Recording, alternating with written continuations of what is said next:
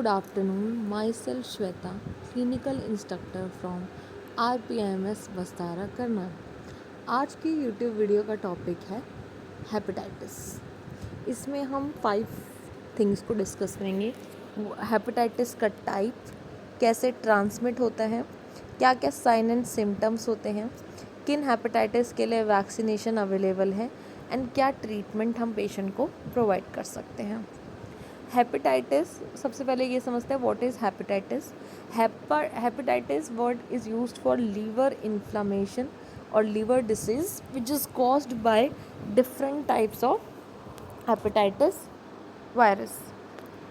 One by one I will discuss this. Hepatitis A एक acute condition है। Hepatitis A आपका fecal oral route से transmit होता है। मेनली ये मतलब इसका इन्फेक्शन जीआई ट्रैक में होता है, और अगर कोई इन्फेक्टेड वो फीकल मटेरियल अगर दूसरा पेशेंट इंजेस्ट कर ले तो it can transfer from one patient to another. Hepatitis A की वैक्सीनेशंस हमारे पास अवेलेबल हैं, और हेपेटाइटिस ए के सिम्टम्स को ट्रीट करने के लिए हम सपोर्टिव केयर पेशेंट को प्रोवाइड करते हैं। फॉर एग्ज़ाम्पल पेशेंट को लॉस ऑफ एपेटाइट हो रहा है, फीवर हो रहा है, बॉडी एक हो रहा है, उसके अकॉर्डिंगली हम पेशेंट को सिम्टोमेटिक मैनेजमेंट प्रोवाइड करेंगे। हेपेटाइटिस बी सबसे कॉमनली प्रोवाइड होने वाला हेपेटाइटिस है।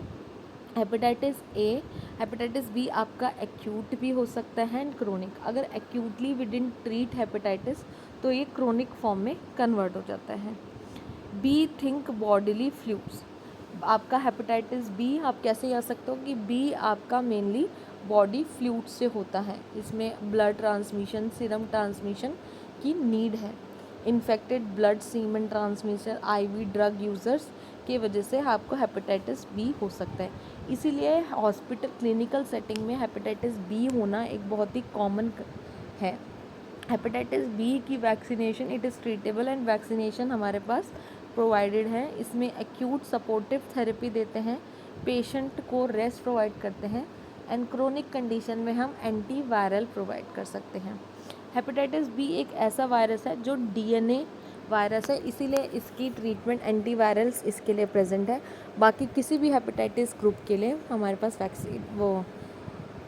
ट्रीटमेंट ड्रग्स अवेलेबल नहीं है। Hepatitis C acute and chronic दोनों फॉर्म में होता है।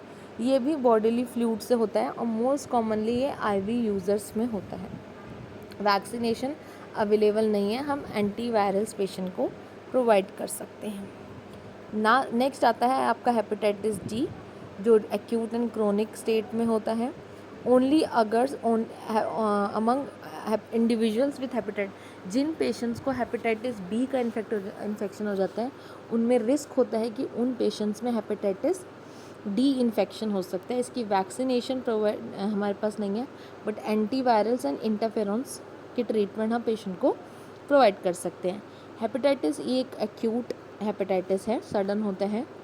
इसका रूट ऑफ इन्फेक्शन भी ट्रांसमिशन है faecal oral route. Vaccination is not available. We provide patient supportive therapy and rest. Now we will discuss the sign and symptoms. Hepatitis में mainly patient को GI symptoms आते हैं।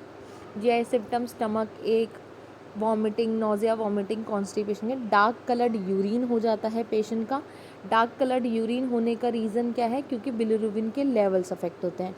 Clay coloured urine होता है letter state में, जब आपका bilirubin के लेवल फंक्शनिंग नॉर्मल नहीं होती। क्ले कलर्ड आपका स्टूल भी हो सकता है। वॉमिटिंग होते हैं, फ्लू लाइक सिम्टम्स पेशेंट को होते हैं। जॉन्डिस हो सकता है because liver is infected, and yellow discoloration because of the bile deposition in the skin. Now I will end this YouTube video here. Please like, share and subscribe to our YouTube channel RPIT Academics. Thank you so much for watching.